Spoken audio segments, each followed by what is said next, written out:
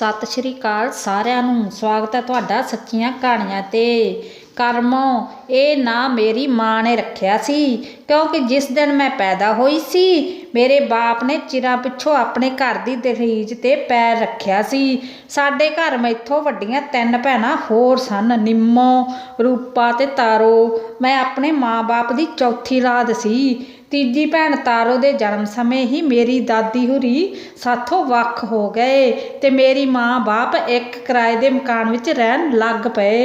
3 कुड़ियां नूं पालना पोसण दी जिम्मेवारी ते उत्तों जद मकान दे किराए की चिंता मेरे बाप ते आई तां ओह अपनियां इन्ने जिम्मेवारियां तो बेमुख हुंदा होया साल क मगरों ही मेरी माँ ते मेरियां भैणां नूं इस किराए दे मकान विच कल्लियां छड्ड गया।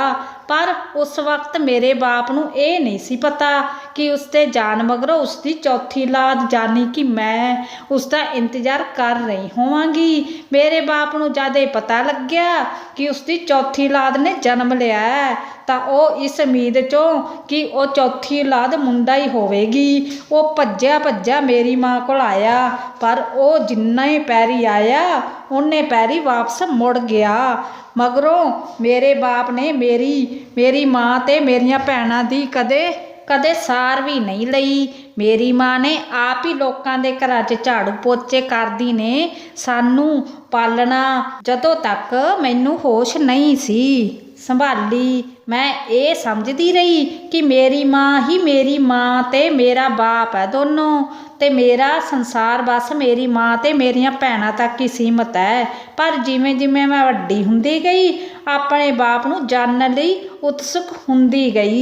मेरी माँ ने तो शायद मैनू कदे ये दसना नहीं सी कि मेरा कोई बाप भी है ते ओह मैनू मेरी माँ ते मेरियां भैणां नाल कल्ले छड्ड गया।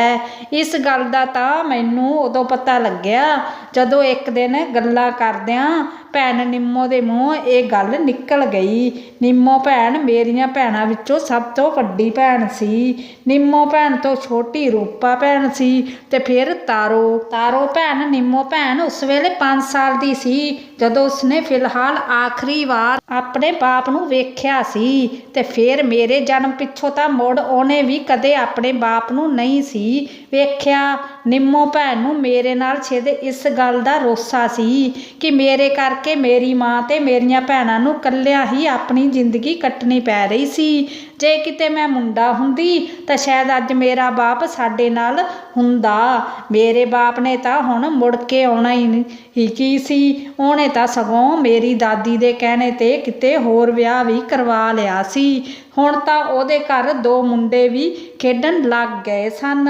ਦਰਅਸਲ ਗੱਲ ਇਹ ਹੋਈ ਕਿ ਜਿਸ ਕੁੜੀ ਮੇਰੇ ਬਾਪ ਦਾ ਨੇ ਦੁਬਾਰਾ ਵਿਆਹ ਕਰਵਾਇਆ ਸੀ ਉਹ ਮੇਰੀ ਮਾਂ ਦੀ ਹੀ ਨਿੱਕੀ ਭੈਣ ਸੀ। ਭੈਣ ਤੇਜੋ ਸੀ। ਤੇਜੋ ਨੇ ਮੇਰੇ ਬਾਪ ਨਾਲ ਵਿਆਹ ਇਸ ਸ਼ਰਤ ਤੇ ਕਰਵਾਇਆ ਸੀ कि जेकर उन्हां दी औलाद मुंडा होई तां बदले विच मेरे बाप मेरी माँ ते मेरियां भैणां नूं अपने घर लियावेगा। तेजो ते रब दी बड़ी मेहर रही जो विआह तो साल मगरों ही उसने जोड़े मुंडियां नूं जन्म दिता। तेजो ने मेरे बाप तो फिर उहदा कीता वादा पूरा करवाया ते मैं मेरी माँ ते मेरियां भैणां नाल अपने बाप दे घर रहन लगियां। बेशक अपने वादे मुताबक मेरे बाप ने सानू अपने घर रख लिया पर ਉਹ ਸਾਨੂੰ ਉਹ ਪਿਆਰ ਨਾ ਦੇ ਸਕਿਆ जिस प्यार दी ਧੀਆਂ अपने बाप तो ते एक पत्नी अपने पति तो रखती है। तेजो तां उस दिन ही इस घर छड्ड के चली गई सी जिस दिन उसने अपनी भैन नूं अपने घर विच वापस आई नूं वेख्या सी। ਉਹ सोचदी सी कि हुण ਉਹਦੀ भैन इस घर विच बहुत खुश रहेगी ਉਹਨੂੰ कुछ नहीं कहेगा ते हुण ਉਹਨੂੰ बाहर जाके कोई काम भी नहीं करना पवेगा। पर इसके बावजूद भी मेरी माँ दे हालात ਉਹੀ सन सगों हुण तां ਉਹਦੇ हालात ਪਹਿਲਾਂ नालों भी बुरे हो ਚੱਲੇ सन।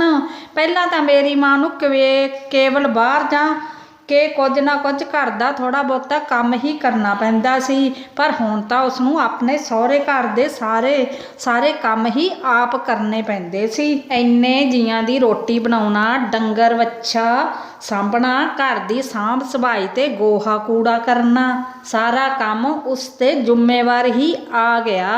ਜਿਸ ਕਰਕੇ ਉਸਨੂੰ ਹੋਰਾਂ ਦੇ ਘਰਾਂ ਦਾ ਕੰਮ ਛੱਡਣਾ ਪਿਆ। ਸਮਾਂ ਬੀਤਦਾ ਗਿਆ। ਮੇਰੇ ਬਾਪ ਨੇ ਆਪਣੇ ਮੁੰਡਿਆਂ ਦੇ ਵਿਆਹ 'ਤੇ ਤਾਂ ਦਿਲ ਖੋਲ੍ਹ ਕੇ ਖਰਚਾ ਕੀਤਾ, ਪਰ ਖੁਦ ਦੀਆਂ ਕੁੜੀਆਂ ਵਾਰੀ ਉਹ ਪਿੱਛੇ ਹਟ ਗਿਆ। ਫਿਰ ਮੇਰੀ ਮਾਂ ਨੇ ਉਹਦੀਆਂ ਨਿੱਕੀਆਂ ਭੈਣਾਂ ਤੇਜੋ ਨੇ ਹੀ ਮੇਰੀਆਂ ਤਿੰਨੇ ਭੈਣਾਂ ਨਿੰਮੋ, ਰੂਪਾ ਤੇ ਤਾਰੋ ਲਈ ਰਿਸ਼ਤਾ ਲੱਭ ਕੇ ਤਿੰਨਾਂ ਦਾ ਆਨੰਦ ਕਾਰਜ ਕਰਵਾਇਆ। ਮੇਰੀ ਮਾਂ ਕੋਲ ਜੋ ਵੀ ਜਮ੍ਹਾਂ ਪੂੰਜੀ ਸੀ ਉਹ ਸਾਰੀ ਰਾਸ਼ੀ ਮੇਰੀਆਂ ਇਹਨਾਂ ਤਿੰਨਾਂ ਭੈਣਾਂ ਦੇ ਵਿਆਹ 'ਤੇ ਖਰਚ ਹੋ ਚੁੱਕੀ ਸੀ। ਤੇਜੋ ਨੇ ਵੀ ਦਾਜ ਦਹੇਜ ਇਕੱਠਾ ਕਰਨ ਵਿੱਚ ਮੇਰੀ ਮਾਂ ਦੀ ਮਦਦ ਕੀਤੀ, ਪਰ ਉਹ ਵੀ ਅੱਗੋਂ ਹੁਣ ਕਿੰਨਾ ਕੁ ਕਰ ਸਕਦੀ ਸੀ। ਇਸ ਲਈ ਜਦ ਮੇਰੇ ਵਿਆਹ ਦੀ ਵਾਰੀ ਆਈ ਤਾਂ ਮੇਰੀ ਮਾਂ ਨੂੰ ਆਪਣੇ ਸਹੁਰਿਆਂ ਅੱਗੇ ਹੀ ਹੱਥ ਅੱਡਣੇ ਪਏ। ਮੇਰੇ ਬਾਪ ਨੇ ਮੈਨੂੰ ਵਿਆਹ ਤਾਂ ਦਿੱਤਾ, ਪਰ ਵਿਆਹ ਵੀ ਐਸੇ ਘਰ ਜਿੱਥੇ ਪਹਿਲਾਂ ਹੀ ਭੰਗ ਪੁੱਜਦੀ ਸੀ। ਹੋਰ ਤਾਂ ਹੋਰ, ਜਿਸ ਸ਼ਖਸ ਨਾਲ ਮੇਰਾ ਵਿਆਹ ਹੋਇਆ ਉਹ ਮੈਥੋਂ ਕਈ ਵਰੇ ਵੱਡਾ ਸੀ ਤੇ ਉਹਦੇ 2 ਨਿਆਣੇ ਵੀ ਸਨ। ਮੇਰੇ ਬਾਪ ਨੇ ਤਾਂ ਮੈਥੋਂ ਛੇਤੀ ਖੇੜਾ ਛਡਾਉਣ ਲਈ ਮੈਨੂੰ ਇਸੇ ਘਰੇ ਵਿਆਹ ਤਾਂ ਸੀ, ਪਰ ਅੱਗੇ ਇਸ ਘਰ ਵਿੱਚ ਵੀ ਮੈਨੂੰ ਵਹੁਟੀ ਦੇ ਰੂਪ 'ਚ ਨਹੀਂ ਬਲਕਿ ਪਤੀ ਨੇ ਨਿਆਣਿਆਂ ਦੀ ਦੂਜੀ ਮਾਂ ਦੇ ਰੂਪ ਵਿੱਚ ਹੀ ਸਵੀਕਾਰ ਹੀ ਗਈ। ਉਸ ਵਕਤ ਕੇਵਲ ਮੈਂ ਹੀ ਇਹ ਜਾਣਦੀ ਸੀ ਕਿ ਮੇਰੇ ਤੇ ਕੀ ਬੀਤ ਰਹੀ ਹੈ। ਮੇਰੀ ਮਾਂ ਤੋਂ ਵੀ ਇਸ ਗੱਲ ਦਾ ਓਹਲਾ ਰੱਖਿਆ ਗਿਆ ਕਿ ਜਿਸ ਸ਼ਖਸ ਨਾਲ ਮੈਂ ਵਿਆਹੀ ਗਈ ਹਾਂ ਉਹ ਤਾਂ ਕੋਈ ਅੱਧ ਖੜ ਉਮਰ ਦਾ ਬੰਦਾ ਹੈ ਤੇ ਅੱਗੋਂ ਉਸਦੇ ਜਵਾਕ ਵੀ ਹਨ।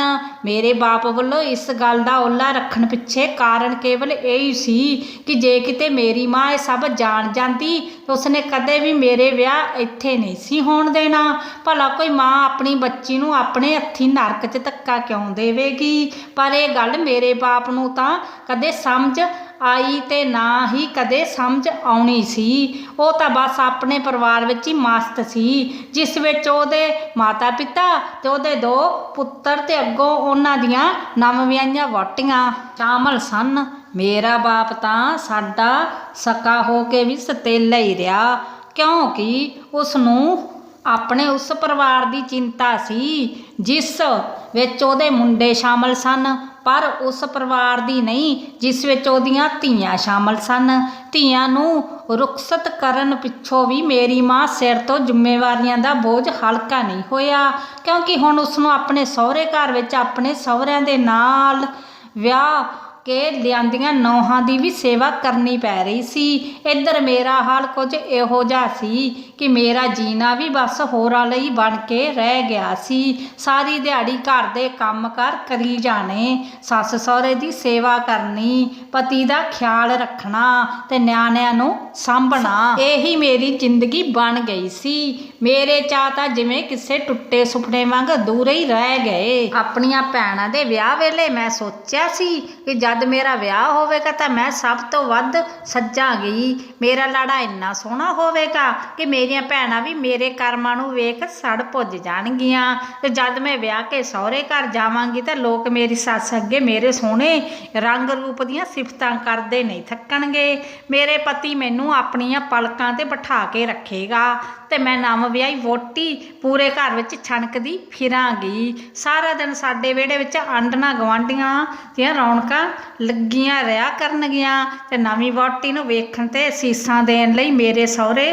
ਪਰਿਵਾਰ ਦੇ ਸਭ ਸਾਕ ਸੰਬੰਧੀ ਵੀ ਆਇਆ ਕਰਨਗੇ। ਪਰ ਮੇਰਾ ਇਹ ਹਸੀਨ ਸੁਪਨਾ ਇੱਕ ਸੁਪਨਾ ਬਣ ਕੇ ਹੀ ਰਹਿ ਗਿਆ। ਇੱਕ ਸਾਦੇ ਜੇ ਕਾਰ ਵਿਵਹਾਰ ਨਾਲ ਮੈਂ ਇੱਕ ਅੱਧ ਧੜ ਉਮਰ ਦੇ ਬੰਦੇ ਨਾਲ ਤੋਰ ਦਿੱਤੀ ਗਈ, ਜਿਸ ਘਰ ਵਿੱਚ ਮੈਂ ਆਪਣੇ ਰੌਣਕ ਬਣ ਕੇ ਜਾਣ ਦੇ ਸੁਪਨੇ ਸਜੋਏ ਸਨ। ਅੱਜ ਉਸੇ ਘਰ ਦੀ ਰੌਣਕ ਨੂੰ ਸੰਭਾਲਣ ਦੇ ਆਰ ਵਿੱਚ ਮੈਨੂੰ ਜੁਟਾ ਦਿੱਤਾ ਗਿਆ, ਪਰ ਹੁਣ ਇਹਨਾਂ ਬੱਚਿਆਂ ਨਾਲ ਲਾੜ ਦੁਲਾਰ ਕਰਕੇ ਮੈਂ ਆਪਣੇ ਜੀ ਪਰਚਾ ਲੈਂਦੀ ਹਾਂ। ਕਦੇ ਕਦੇ ਰੱਬ ਨਾਲ ਇਸ ਗੱਲ ਦਾ ਰੋਸਾ ਕਰਨ ਵਿੱਚ ਬਹਿ ਜਾਂਦੀ ਸੀ ਕਿ ਉਸਨੇ ਇੰਨੀਆਂ ਬਾਲਾਂ ਦੇ ਕਰਮਾਂ ਦਾ ਬੜੇ ਚੰਗੇ ਲਿਖੇ ਜੋ ਇੱਕ ਮਾਂ ਦੇ ਜਾਣ ਪਿੱਛੋਂ ਦੂਜੀ ਮਾਂ ਇਹਨਾਂ ਨੂੰ ਮਿਲ ਗਈ। ਪਰ ਜਦ ਮੇਰੇ ਕਰਮਾਂ ਦੀ ਵਾਰੀ ਆਈ ਤਾਂ ਪਤਾ ਨਹੀਂ ਰੱਬ ਵੀ ਕਿਹੜੇ ਪਾਸੇ ਰੁੱਝਿਆ ਰਿਹਾ। ਮੈਂ ਸਾਰਾ ਦਿਨ ਘਰ ਦਾ ਕੰਮ ਕਰਦੀ ਰਹਿੰਦੀ, ਲੋਕਾਂ ਨੂੰ ਸੰਭਾਲਦੀ ਵੀ, ਪਰ ਨਾਲ ਇਸ ਕੋਸ਼ਿਸ਼ ਵਿੱਚ ਵੀ ਰਹਿੰਦੀ ਕਿ ਆਪਣੇ ਪਤੀ ਦੇ ਦਿਲ ਵਿੱਚ ਆਪਣੇ ਜੋਗੀ ਇੱਕ ਜਰਾ ਜਿੰਨੀ ਥਾਂ ਹੀ ਪੈਦਾ ਕਰ ਸਕਾਂ। ਮੇਰੇ ਕਰਮਾਂ ਵਿੱਚ ਸ਼ਾਇਦ ਮੇਰੇ ਪਤੀ ਦਾ ਪਿਆਰ ਲਿਖਿਆ ਹੀ ਨਹੀਂ ਸੀ ਹੋਇਆ, ਕਿਉਂਕਿ ਮੇਰੇ ਪਤੀ ਭਾਵੇਂ ਸਰੀਰਕ ਤੌਰ 'ਤੇ ਤਾਂ ਮੇਰੇ ਨਾਲ ਰਹਿ ਰਹੇ ਸੀ, ਪਰ ਦਿਲੋਂ ਜਾਨ ਨਾਲ ਤਾਂ ਅੱਜ ਵੀ ਮੇਰੇ ਨਹੀਂ ਹੋ ਪਾਇਆ। ਹਾਂ, ਉਸਨੂੰ ਮੇਰੇ ਨਾਲ ਇੱਕ ਹਮਦਰਦੀ ਜ਼ਰੂਰ ਸੀ, ਤੇ ਉਹ ਇਸ ਕਰਕੇ ਕਿ ਮੈਂ ਉਸਦੇ ਪਰਿਵਾਰ ਤੇ ਉਸਦੇ ਨਿੱਕੇ ਬਾਲਾਂ ਨੂੰ ਸਾਂਭ ਰਹੀ ਹਾਂ, ਪਰ ਪਿਆਰ ਉਹ ਮੇਰੇ ਨਾਲ ਉਹ ਪਿਆਰ ਨਹੀਂ ਸੀ ਕਰਦਾ ਜਿਹੜਾ ਉਹ ਆਪਣੀ ਪਹਿਲੀ ਪਤਨੀ ਨੂੰ ਅੱਜ ਤਾਈਂ ਕਰਦਾ ਆ ਰਿਹਾ ਸੀ। ਬੇਸ਼ੱਕ ਉਸਦੀ ਪਹਿਲੀ ਪਤਨੀ ਹੁਣ ਇਸ ਦੁਨੀਆ ਵਿੱਚ ਹੀ ਨਹੀਂ ਸੀ ਰਹੀ, ਪਰ ਇਸ ਸਭ ਦੇ ਬਾਵਜੂਦ ਵੀ ਮੈਂ ਹਿੰਮਤ ਨਹੀਂ ਸੀ ਹਾਰੀ। ਜੇ ਮੈਂ ਆਪਣੇ ਪਤੀ ਦੇ ਦਿਲ ਵਿੱਚ ਆਪਣੀ ਜੋਗੀ ਜਗ੍ਹਾ ਨਹੀਂ ਸੀ ਬਣਾ ਪਾਈ, ਤਾਂ ਘੱਟੋ ਘੱਟ ਮੈਂ ਇਹ ਕੋਸ਼ਿਸ਼ ਤਾਂ ਜ਼ਰੂਰ ਕਰਦੀ ਸੀ ਕਿ ਉਹਦੇ ਦਿਲ 'ਚ ਉਹਦੀ ਪਹਿਲੀ ਪਤਨੀ ਦੇ ਦੂਰ ਹੋਣ ਦਾ ਕਾਰਨ ਜਿਹੜੀ ਖਾਲੀ ਥਾਂ ਰਹਿ ਗਈ, ਉਸ ਖਾਲੀ ਥਾਂ ਨੂੰ ਭਰਨ ਦੀ ਕੋਸ਼ਿਸ਼ ਕਰ ਸਕਾਂ। ਇਸ ਕੋਸ਼ਿਸ਼ 'ਚ ਮੈਨੂੰ ਸਾਲ ਬੀਤ ਗਏ। ਹੁਣ ਤਾਂ ਬੱਚੇ ਵੀ ਵੱਡੇ ਹੋ ਗਏ। ਸੁੱਖ ਨਾਲ ਜਦ ਉਹ ਵੀ ਵਿਆਹੁਣ ਜੋਗੇ ਹੋ ਗਏ ਤਾਂ ਆਏ ਦਿਨ ਉਹਨਾਂ ਲਈ ਰਿਸ਼ਤੇ ਆਉਣ ਲੱਗੇ। ਸਾਡੇ ਗੁਆਂਢ ਵਿੱਚ ਹੀ ਇੱਕ ਘਰ ਸੀ ਜਿਸ ਵਿੱਚ 2 ਸਕੀਆਂ ਭੈਣਾਂ ਰਹਿੰਦੀਆਂ ਸਨ। ਵੱਡੀ ਦਾ ਤਾਂ ਨਾਂ ਸੀ ਮੀਤੋ ਤੇ ਛੋਟੀ ਦਾ ਨਾਂ ਸੀ ਮੰਨਾ। ਬੜੀਆਂ ਹੀ ਬੀਬੀਆਂ ਬੱਚੀਆਂ ਸਨ ਦੋਵੇਂ। ਪੜ੍ਹੀਆਂ ਲਿਖੀਆਂ ਤਾਂ ਭਾਵੇਂ ਘੱਟ ਹੀ ਸਨ, ਪਰ ਬੋਲ ਵਿਵਹਾਰ ਪੱਖੋਂ ਕੋਈ ਇਹ ਨਹੀਂ ਸੀ ਕਹਿ ਸਕਦਾ ਕਿ ਇਹ ਸਿਰਫ 5 ਪੜ੍ਹੀਆਂ ਹੋਣਗੀਆਂ। ਘਰ ਦਾ ਸਾਰਾ ਕੰਮ ਉਹ ਆਪ ਰਲ ਮਿਲ ਕੇ ਕਰ ਲਿਆ ਕਰਦੀਆਂ ਸਨ। ਸੁਭਾਅ ਦੀਆਂ ਵੀ ਬੜੀਆਂ ਨਿੱਕੀਆਂ ਸਨ ਦੋਵੇਂ। ਮੈਂ ਤਾਂ ਪਹਿਲਾਂ ਤੋਂ ਹੀ ਇਹ ਮਨ ਬਣਾ ਕੇ ਬੈਠੀ ਸੀ ਕਿ ਜਿਵੇਂ ਮੇਰੇ ਦੋਨੋਂ ਪੁੱਤ ਵਿਆਹੁਣ ਜੋਗੇ ਹੋ ਜਾਣਗੇ, ਮੈਂ ਇਹਨਾਂ ਦੋਵਾਂ ਸਕੀਆਂ ਭੈਣਾਂ ਨੂੰ ਘਰ ਦੀਆਂ ਨੌਵਾਂ ਬਣਾਵਾਂਗੀ। ਪਰ ਵਿਆਹ ਤੋਂ ਕੁਝ ਦਿਨ ਪਹਿਲਾਂ ਹੀ ਮੇਰੇ ਪਤੀ ਦੇ ਅਚਾਨਕ ਕਾਲ ਚਲਨ ਕਰ ਜਾਣ ਕਰਕੇ ਵਿਆਹ ਦੀ ਤਰੀਕ ਵੀ ਅੱਗੇ ਪਾਉਣੀ ਪਈ। ਮੇਰੇ ਪਤੀ ਦੀ ਇਹ ਦਿਲੀ ਇੱਛਾ ਸੀ ਕਿ ਉਹ ਮਰਨ ਤੋਂ ਪਹਿਲਾਂ ਆਪਣੇ ਜਵਾਕਾਂ ਦੇ ਵਿਆਹ ਹੁੰਦੇ ਵੇਖ ਸਕੇ, ਪਰ ਕਿਸਮਤ ਨੂੰ ਤਾਂ ਸ਼ਾਇਦ ਕੁਝ ਹੋਰ ਹੀ ਮਨਜ਼ੂਰ ਸੀ। ਮੇਰੇ ਸੱਸ ਸਹੁਰਾ ਵੀ ਕਦ ਦੇ ਮਰ ਚੁੱਕੇ ਸਨ। ਉਸੇ ਵੇਲੇ ਮੇਰਾ ਵੱਡਾ ਮੁੰਡਾ 12ਵੀਂ ਵਿੱਚ ਪੜ੍ਹਦਾ ਹੋਵੇਗਾ ਤੇ ਛੋਟਾ ਖਬਰੇ 9ਵੀਂ 'ਚ 10ਵੀਂ 'ਚ।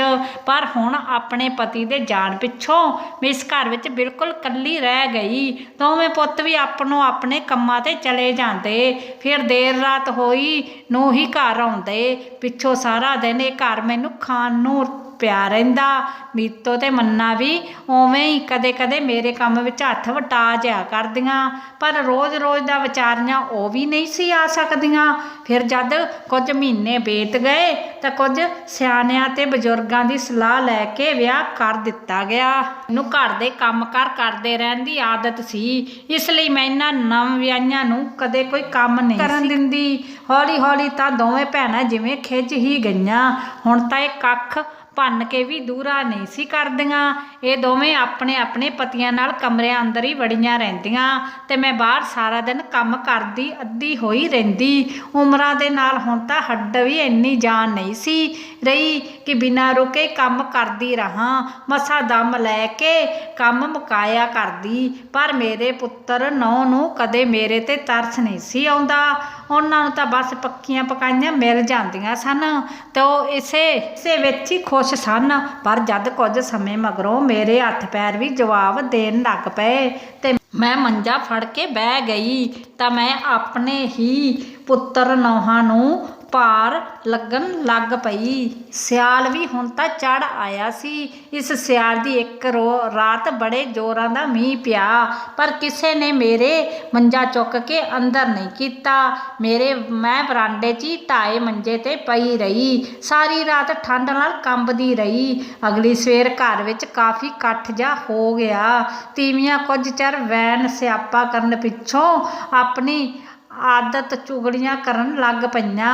ਇੱਕ ਤੀਵੀ ਦੂਜੀ ਤੀਵੀ ਦੇ ਕੰਨ ਕੋਲ ਜਾ ਕੇ ਬੋਲੀ, ਨੀ ਬੁੜੀ ਤਾਂ ਇਹਨਾਂ ਦੀ ਚੰਗੀ ਸੀ, ਉਹ ਸੀ ਬਸ ਵਿਚਾਰੀ ਕਰਮਾਂ ਮਾਰੀ, ਉਹ ਸੀ ਬਸ ਵਿਚਾਰੀ ਕਰਮਾਂ ਮਾਰੀ। ਇੱਧਰ ਮਰਦਾਂ ਵਾਲੇ ਪਾਸੇ ਵੀ ਘੁਸਰ ਮੁਸਰ ਚੱਲ ਰਹੀ ਸੀ। ਕੋਈ ਕਿਸੇ ਨੂੰ ਆਖ ਰਿਹਾ ਸੀ, ਬਾਈ ਕਰਮੋਂ ਨੇ ਤਾਂ ਆਪਣੇ ਧੀਆਂ ਪੁੱਤ ਦਾ ਬਥੇਰਾ ਕੀਤਾ, ਪਰ ਜਦ ਆਪ ਬੈਠ ਕੇ ਦੀ ਵਾਰੀ ਆਈ ਤਾਂ ਵਿਚਾਰੀ ਦੇ ਕਰਮ ਹੀ ਅੱਗੇ ਆ ਗਏ। ਜੇ ਇਹਦੀ ਖੁਦ ਦੀ ਅੱਜ ਕੋਈ ਲਾਦ ਹੁੰਦੀ ਤਾਂ ਵਿਚਾਰੀ ਨੂੰ ਆਹ ਦਿਨ ਨਹੀਂ ਸੀ ਵੇਖਣੇ ਪੈਣੇ। ਇੱਕ ਹੋਰ ਕਿਸੇ ਨੂੰ ਆਖਦਾ ਸੁਣ ਰਿਹਾ ਸੀ, ਭਾਈ ਮੀਤੀਆ ਵੈਸੇ ਜੋ ਹੋਇਆ ਮਾੜਾ ਹੀ ਹੋਇਆ, ਉੱਤੋਂ ਵਿਚਾਰੀ ਦੇ ਕਰਮ ਮਾੜੇ। ਕੀ ਆਈ ਤਾਂ ਨਹੁੰ ਬਣ ਕੇ ਸੀ, ਪਰ ਸਾਰੀ ਉਮਰ ਕਿਸੇ ਹੋਰ ਦੇ ਜਵਾਕਾਂ ਨੂੰ ਹੀ ਸਾਂਭਦੀ ਰਹੀ। ਹੋਰ ਤਾਂ ਹੋਰ ਵਿਚਾਰੀ ਦੇ ਇਹੋ ਜਿਹੇ ਕਰਮ ਪਤੀ ਦੇ ਹੁੰਦਿਆਂ ਹੋਇਆਂ ਵੀ ਨਾ ਤਾਂ ਉਹ ਤੋਂ ਪਿਆਰ ਹੀ ਪਾ ਸਕੀ ਤੇ ਨਾ ਹੀ ਔਲਾਦ ਦੇ, ਨਾਲੇ ਜਿਹਦੇ ਜਵਾਕਾਂ ਨੂੰ ਉਹ ਆਪਣੇ ਮੰਨ ਕੇ ਪਾਲਦੀ ਰਹੀ। ਉਹਨਾਂ ਨੇ ਵੀ ਵੇਖ ਆਪਣੀ ਉਹੀ ਮਾਂ ਨਾਲ ਕਿਹੋ ਜਿਹਾ ਸਲੂਕ ਕੀਤਾ। ਦੋਵੇਂ ਮੁੰਡੇ ਜੋ ਕੋਲ ਹੀ ਬੈਠੇ ਸਭ ਸੁਣ ਰਹੇ ਸਨ। ਕੁਝ ਚਿਰ ਤਾਂ ਐਵੇਂ ਬੈਠੇ ਰਹੇ ਜੇ ਮਿੱਟੀ ਦੀ ਮਾਦੋ ਬਣੇ ਹੋਣ, ਪਰ ਗੱਲ ਜਦ ਉਹਨਾਂ ਤੇ ਆਈ ਪੈਣ ਲੱਗੀ ਤਾਂ ਵੱਡਾ ਮੁੰਡਾ ਕਹਿਣ ਲੱਗਾ, ਜੀ ਅਸੀਂ ਤਾਂ ਆਪਣੀ ਮਾਂ ਦਾ ਬਥੇਰਾ ਕਰਦੇ ਸੀ, ਸਾਰੀ ਦਿਹਾੜੀ ਉਹਦੇ ਅੱਗੇ ਪਿੱਛੇ ਹੀ ਰਿਹਾ ਕਰਦੇ ਸੀ। ਸਾਡੀਆਂ ਘਰ ਵਾਲੀਆਂ ਨੇ ਹੀ ਵੀ ਕਦੇ ਉਹਦੀ ਸੇਵਾ 'ਚ ਕੋਈ ਘਾਟ ਨਹੀਂ ਸੀ ਰਹਿਣ ਦਿੱਤੀ। ਉਹ ਤਾਂ ਜਿੱਦਣ ਦੀ ਢਿੱਲੀ ਹੋਈ ਸੀ ਅਸੀਂ ਤਾਂ ਉਹਨੂੰ ਕਦੇ ਮੰਜੇ ਤੋਂ ਪੈਰ ਵੀ ਥੱਲੇ ਨਹੀਂ ਸੀ ਲਾਉਣ ਦਿੱਤਾ। ਅਸੀਂ ਤਾਂ ਜੀ ਉਹਦਾ ਕਦੇ ਕਿਹਾ ਨਹੀਂ ਮੋੜਿਆ, ਪਰ ਉਹਨੇ ਕਦੇ ਸਾਨੂੰ ਉਹ ਪਿਆਰ ਹੀ ਨਹੀਂ ਦਿੱਤਾ ਜੋ ਸ਼ਾਇਦ ਉਹ ਆਪਣੀ ਕੁੱਖੋਂ ਜਨਮੀ ਲਾਦ ਨੂੰ ਦਿੰਦੀ। ਫਿਰ ਅਸੀਂ ਵੀ ਅੱਗੋਂ ਕੀ ਕਰਦੇ, ਕੀ ਕਹਿੰਦੇ ਉਹਨੂੰ, ਆਖਰ ਹੈ ਤਾਂ ਉਹ ਸਾਡੀ ਮਤਰੇਈ ਮਾਂ ਹੀ ਸੀ। ਕਹਾਣੀ ਦੇ ਅੰਤ ਵਿੱਚ ਵੱਡੇ ਮੁੰਡੇ ਵੱਲੋਂ ਦਿੱਤੇ ਜਵਾਬ ਰਾਹੀਂ ਵਿਅੰਗ ਸਿਰਜਿਆ ਗਿਆ, ਜੋ ਕਹਾਣੀ ਸਿਰਲੇਖ ਨੂੰ ਸਪੂਲ ਪ੍ਰਦਾਨ ਕਰਨ ਤੇ ਮਕਸਦ ਨਾਲ ਹੈ। ਅਸਲ ਵਿੱਚ ਸਾਡੇ ਸਮਾਜ ਵਿੱਚ ਕਰਮੋਂ ਵਰਗੀਆਂ ਪਤਾ ਨਹੀਂ ਕਿੰਨੀਆਂ ਅਜਿਹੀਆਂ ਔਰਤਾਂ ਹਨ ਜੋ ਆਪਣੀ ਸਾਰੀ ਜ਼ਿੰਦਗੀ ਹੋਰਾਂ ਲਈ ਜਿਉਂਦੀਆਂ ਹਨ, ਵੱਖਰੇ ਵੱਖਰੇ ਕਿਰਦਾਰਾਂ ਨੂੰ ਨਿਭਾਉਂਦੀਆਂ ਹਨ।